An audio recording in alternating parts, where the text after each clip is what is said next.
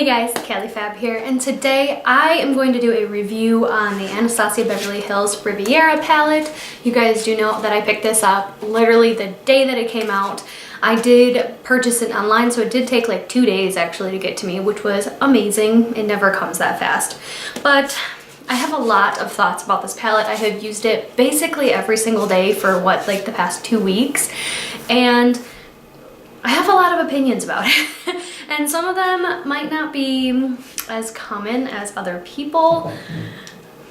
You know, that's okay. So first off, I do want to show you what the palette looks like. The whole top row, minus the white shade, is all shimmer shades. The whole bottom row are all matte shades. I do appreciate that they do it like that. That's kind of very similar to Lorac, how they do one full row of mattes and then one full row of shimmers. And I really appreciate that. It makes it a little bit more user-friendly than being more scattered about and just kind of randomized, which I do appreciate. I wouldn't say a beginner, but I'm not like a makeup artist that does makeup every single day. Let's be real. So first off, the packaging.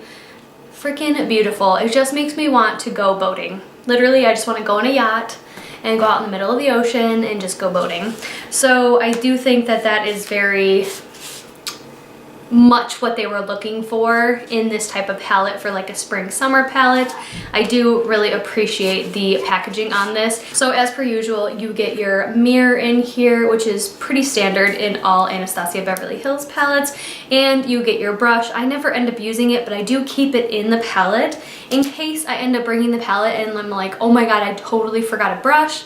I can make do with my fingers, but I just keep it in the palette at all times, and especially if I decide later on that I do want to declutter this palette or whatever, I can pass it along to a friend with a brand new brush in it. So I do have different reasonings for that. A lot of people do like to use them, other people don't. You guys did see that I posted this and some swatches on my Instagram feed, and I have a lot to say about it. So today I'm wearing the shade Bahamas, which is the bright pink shade, all over my crease and my lid area.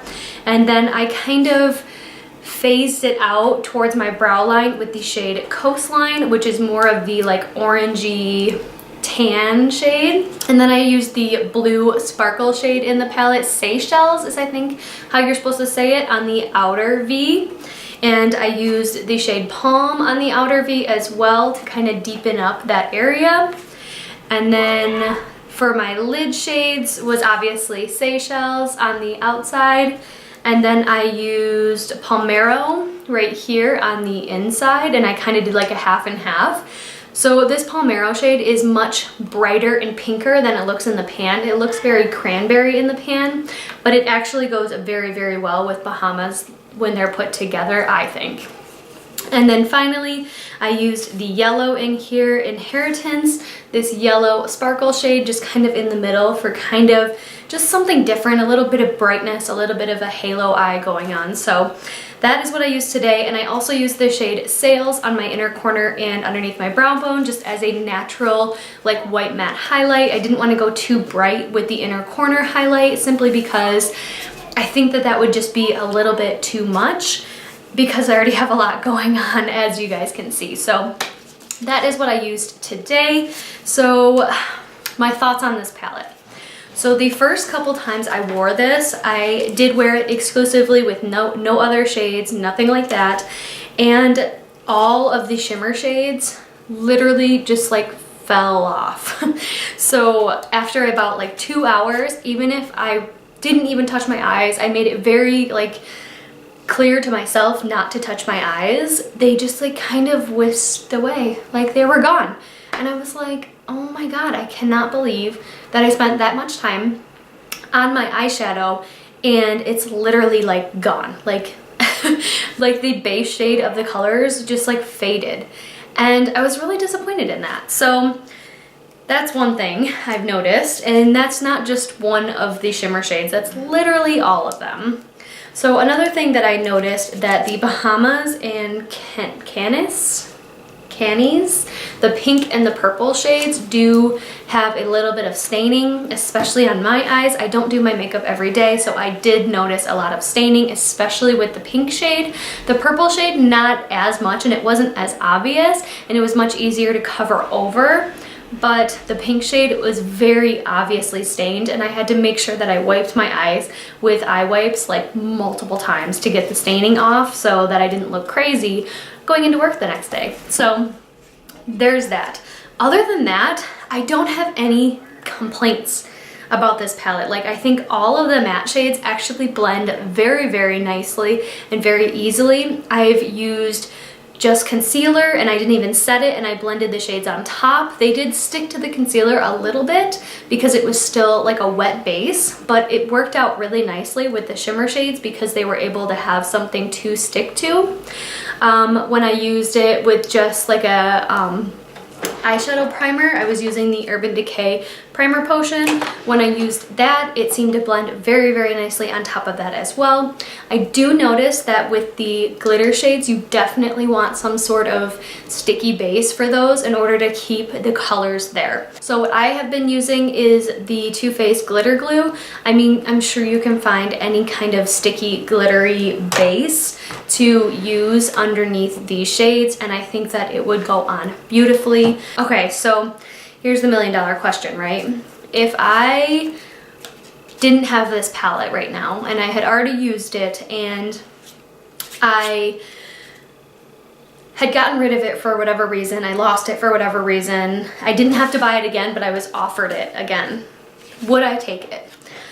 And the answer for me is probably no.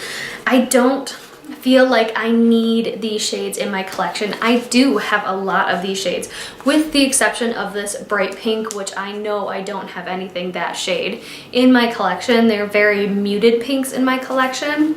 But how often do I really wear a pink eye look? Once a year. So with the exception of actually trying the palette out for review for you guys, I did wear bright colors quite a few number of days. Not at work. I did stick with the more neutral shades when I was at work. And amazingly with this palette, I got super neutral, beautiful looks with this palette.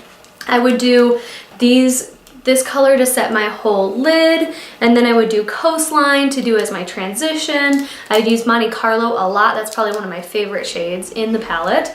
And then Palm to darken up the outside, and then I would use the shade Yacht all over the lid, and it just was a beautiful neutral look. But considering that, that's really the only kind of neutral look I could do with this palette. So it kind of forced me to use color in ways that I normally wouldn't. Like normally I would just do like a neutral type of eye look and then pop some color just on my lid or underneath the eyelash line, or you know, whatever, just a very slight amount of color. But I feel like this palette really pushed me to think outside of my comfort zone and really try to do something different with my eye looks, which I did really appreciate the palette for that. And I don't know, like, it has some really beautiful shifting shades in here. I don't think it's my favorite palette, and it's definitely not my favorite formula, especially for the shimmer shades. Now the mattes are fantastic in here. I would suggest these mattes to literally anybody. But the fact that the shimmer shades need something underneath of them in order to stay on all day, I am a little disappointed about that, especially because now that I wear contacts, I'm constantly like tugging at my eyes, and you know, it's irritating still. And I have very irritated eyes anyways, so I tend to kind of rub my eyes during the day, especially at work. I'll wash my hands and I'm like, oh my God, I have to rub my eyes. And in doing that, I'm literally rubbing my makeup off as I'm doing it. So I have to be very conscious not to do that. And it's very hard to do that when you're not really paying attention. So the price point of this, I do know that they have it on sale right now at Macy's if you guys are interested, for 30% off. I know that the VIB sale is coming up. I really wanted to wait until then to pick up this palette, but I wanted to review it for you guys before the sale even came up. I think it's important to get these kind of reviews from people that may not have a million viewers, and I have nothing to sell you. So Personally, do I need this in my palette collection? No. Do I like having all the Anastasia Beverly Hills palettes minus Subculture? I do. I like having them. I like that I can mix and match them. I can grab literally any 2 palettes from my collection of ABH palettes and I can find amazing combinations with the 2. So I do think that these are a great addition to your collection, especially if you have a very, very neutral collection. I would suggest these because, like I said, even for me, having a very neutral eye most of the time, it really made me think about color and how to use it differently and what I can achieve when I do, you know, branch out and try something different. So I have tried a lot of eye looks that I put on and I literally was like, nope. I washed it off immediately. I posted one on Instagram with like all purple and then yellow with some crazy eyeliner. I don't know, I was just playing around that day, but would I ever wear like this type of eye look out of the house? Probably not ever. I am not bold enough to wear this kind of pinkish, crazy eye. Not that it's crazy. I know a lot of you guys like color. I am just not that type. I like a more neutral look and that's just kind of who I am. So anyways, do I suggest that you pick this up? Not necessarily. Now, if you feel like you don't have any of these colors in your collection, I do think it is a great addition to a neutral collection. Now, when you're using the shimmer shades, you have to use some kind of sticky base, otherwise they will just literally go away. But the mattes I think are incredibly blendable and incredibly pigmented. You can definitely shear out the pigmentation, but if you get too much on your brush, you might as well just start over. They are so pigmented, it's crazy. Like when I first started today, I wasn't planning on going as pink, and then I forgot. I was like, oh yeah, these are super pigmented, which is crazy because I've literally been using these every single day. So anyways, that is my review on the Riviera palette. I hope it helped some of you, if not just one of you, make a decision on if you are going to purchase this or not. And at the end, I will have swatches of this for you, live swatches, so you can see how it goes. And if you guys want a tutorial using this palette, maybe of this eye look or of any kind of tutorial, if you have any color combinations that you are interested in, please let me know down in the comments below. And I hope you stick around and subscribe to my channel as well. I plan on doing a lot more reviews here in 2019, as I did not do as many as I wanted to in 2018. So that is my goal, and obviously still panning, still enjoying makeup, and still talking about my trash. So anyways, I hope you all have a wonderful day or night wherever you are, and I will see you in the next one. Bye.